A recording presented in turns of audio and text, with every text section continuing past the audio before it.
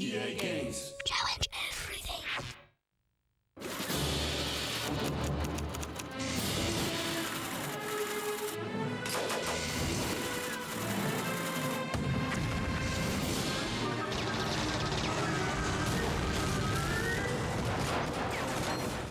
The success of the Medal of Honor series has been built on its amazing accuracy in capturing the feeling of combat in World War II.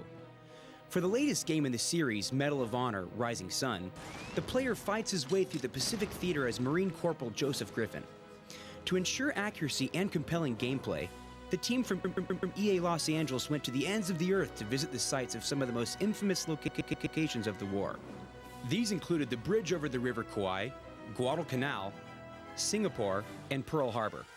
There was a team of 6 of us, pretty much a representative from each of the various departments, that spent about 3 weeks traveling through almost every location that's in this game and actually interviewed people, went to museums, tried to collect as much data and information as we could so we can make the game authentic.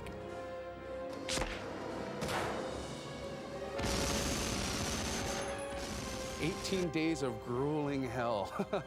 It was one of the hardest trips I've ever been on in my life.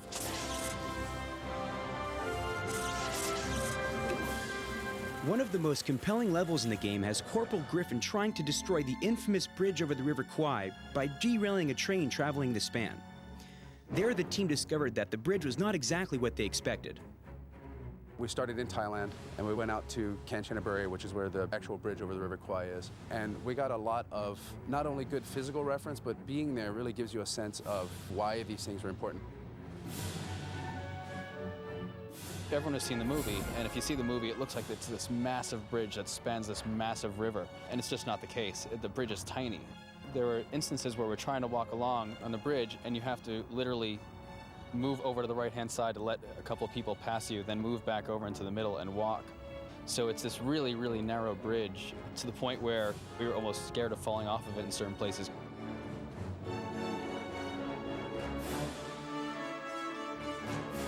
So it's just kind of put everything back in perspective for us when we were there.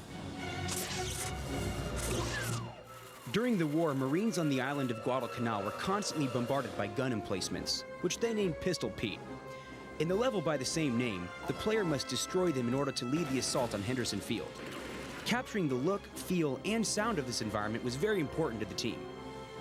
For me personally, just kind of stepping back from the crowd and walking through the island and recording stuff was really surreal. And you're in an environment where the insects are so loud that you can barely hear your feet hit crunchy dirt or grass. So we will make the sounds as real as possible, and we will add in everything from wind blowing and tree fronds blowing in your face to grass blowing, and that's literally how it was when we were in Guadalcanal. Totally different from anything else that I'd ever experienced recording-wise.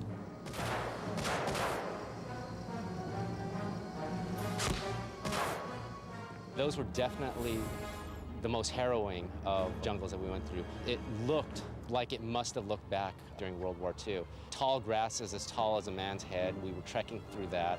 Mud all over the place. It rained on us.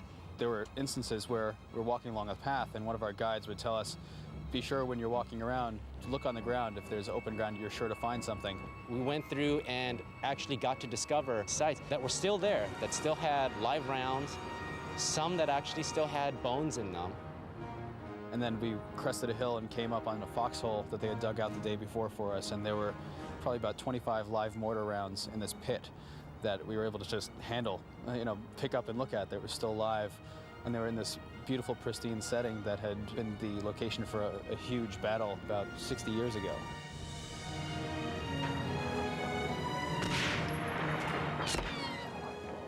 We had the most gorgeous cloud configurations with light streaming down. It's almost as if you could have imagined a host of angels coming down out of the clouds.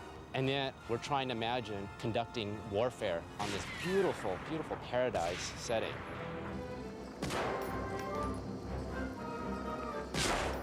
While on Guadalcanal, the team discovered that some of their designs had to be revised to match the actual scenery, including the placement of Pistol Pete.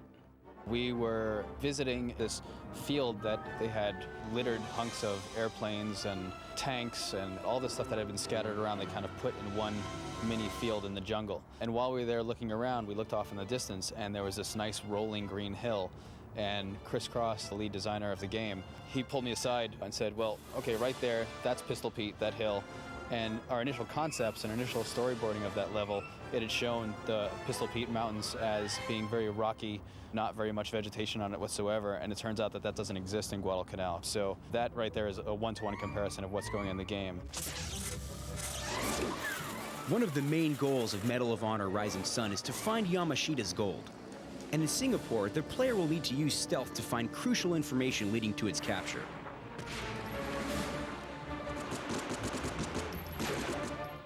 We turned and looked to the side at the gutter system they had there.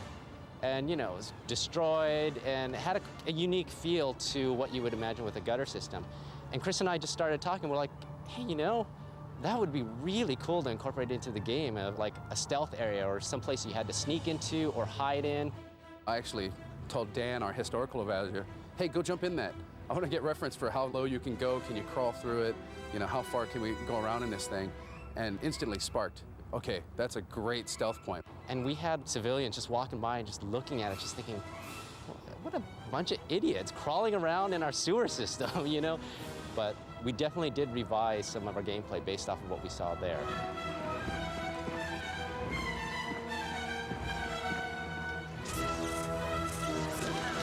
Just like in past installments of the Medal of Honor series, Rising Sun starts off with a frenetic beginning. The team's final destination is the spot of the game's beginning, and where in 1941 the United States was thrust into war. We went to Pearl Harbor, and we made contact with some people from the Navy Public Affairs Office, and they got us access to Ford Island, which is where the movie Pearl Harbor was shot. It was one of the places that were attacked during the invasion in World War II on December 7th. There was actually places on the asphalt on Ford Island where there were bullet strafing marks.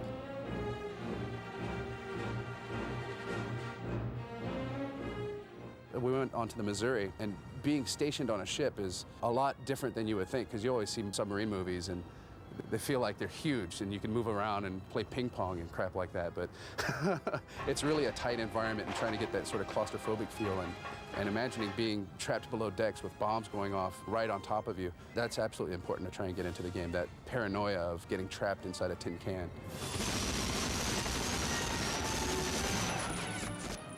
As you can see, accuracy is vital to the Medal of Honor team.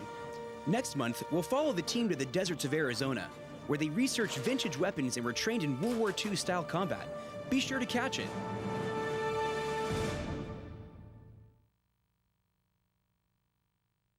EA Games. Challenge everything.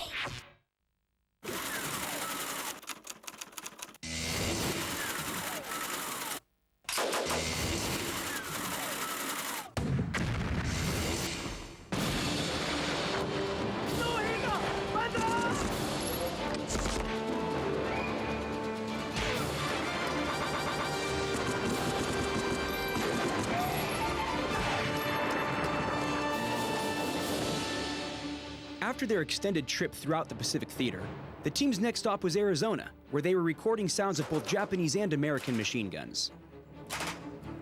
We're in Wickenburg, Arizona. Arizona is one of the states in our great nation that will allow our Second Amendment rights, the fact that we can keep and bear arms and we can come out to the desert out here where it's absolutely arid and no people are around and we can fire what weapons we need to fire. This is the Lewis gun. This one happens to be in 30-06. Me. The weapon list is kind of varying based on the suppliers that we have that can provide the weapons for us, but they encompass Allied handguns, rifles, submachine guns, all the way up to a 50mm water-cooled machine gun. And we'll basically spend 2 days out in the desert with the audio team, as well as a guy that works on special effects for us, a couple of character guys, and some animation people. That water-cooled machine gun was the same type used to fend off Japanese Zeros during the attack on Pearl Harbor.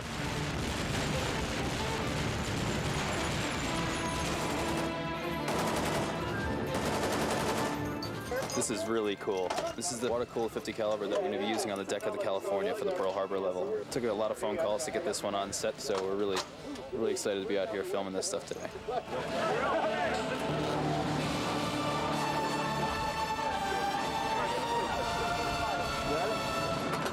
They also brought along 2 Japanese actors and some actual Marines who were dressed in period uniforms. I'm aiming low on the door. Those guys will be the ones firing the weapons, so when the animation team has to go back and choreograph that scene, they can just look at this video footage that we took in Arizona and put it together.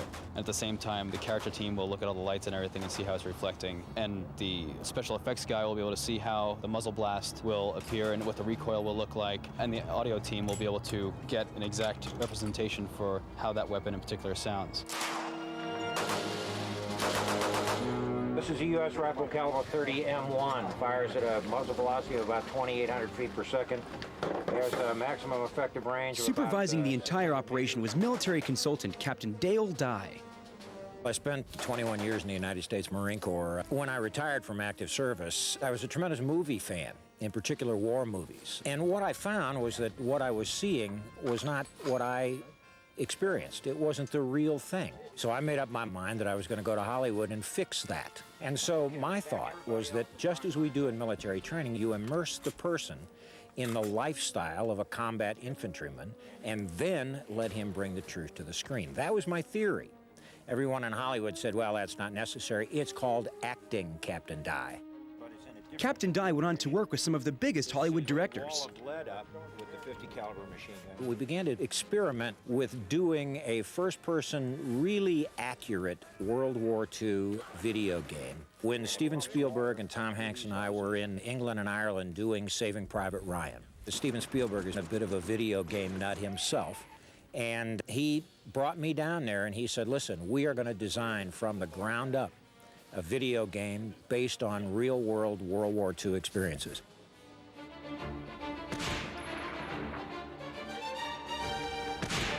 Left-handed, never shot a gun right-handed before. You never shot a what? Weapon. Sorry, weapon. Get over there. Just get down on your face. Since the very beginning of the Medal of Honor series, Captain Dye has been taking his team through his infamous boot camp, and this game is no exception. Cut him out. Yell when you go. With every new crew that works on the Medal of Honor franchise, it's been kind of a tradition that they have to run through a bit of what I put actors through. 4, 5, 6, Stop. You just say, sir. Sir. And you say it after each count. Continue. I want them to understand. I think that's part of building the legacy of Medal of Honor. I want them to suffer a little bit, not even close to what the people they're depicting suffer. But I want them to understand what it is to be a soldier, and then bring that to the game.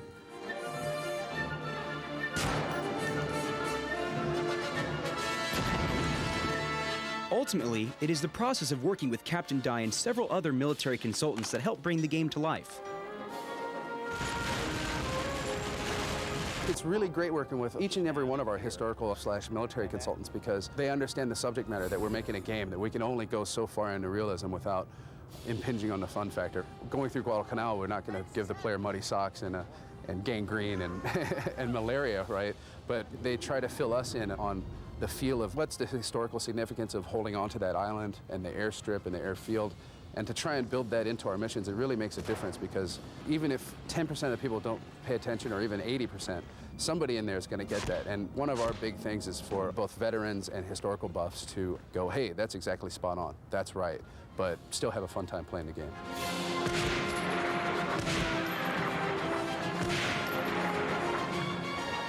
Next month, we're going to look into some of the other unique processes the EA team has implemented that makes this game worthy of the Medal of Honor franchise. Repeat after me. This is my weapon. This is my weapon. This is my gun. This is my gun. This one's for fighting. This one's for fighting. This one's for fun. And this one's for fun. Very well.